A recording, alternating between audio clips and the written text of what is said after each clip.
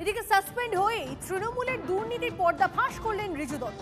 চাকরি বিক্রি হয়নি বলার মতো পাপ কিছু হতে পারে না, চাকরি বিক্রি প্রমাণিত মন্তব্য তৃণমূলের সাসপেন্ডেড নেতার।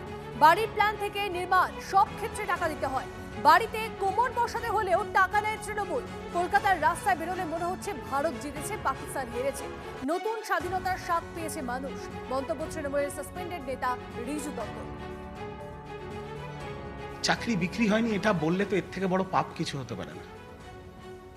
প্রমাণিত চাকরি বিক্রি হয়নি। মানুষ এই যে রায়টা 93% বাংলার মানুষ ভোট দিয়েছে।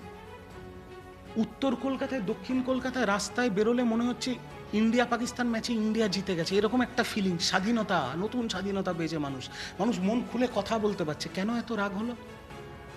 আপনার কলকাতা শহরতলি অঞ্চলে আপনার নিজের বাড়িতে আপনি কর্পোরেশনের কাছে যদি একটা প্ল্যান নিতে যান যে আমি একটা তলা তুলবো, সেখানে আপনাকে টাকা দিতে হবে। আর ওই একটা তলা তোলার সময় তৃণমূলের লোকেদের টাকা দিতে হবে।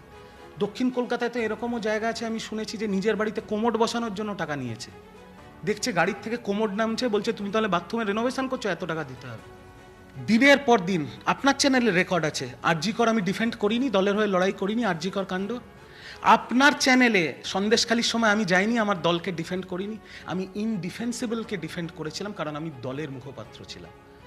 কিন্তু মন থেকে কি সেটা মেনে নিয়েছি?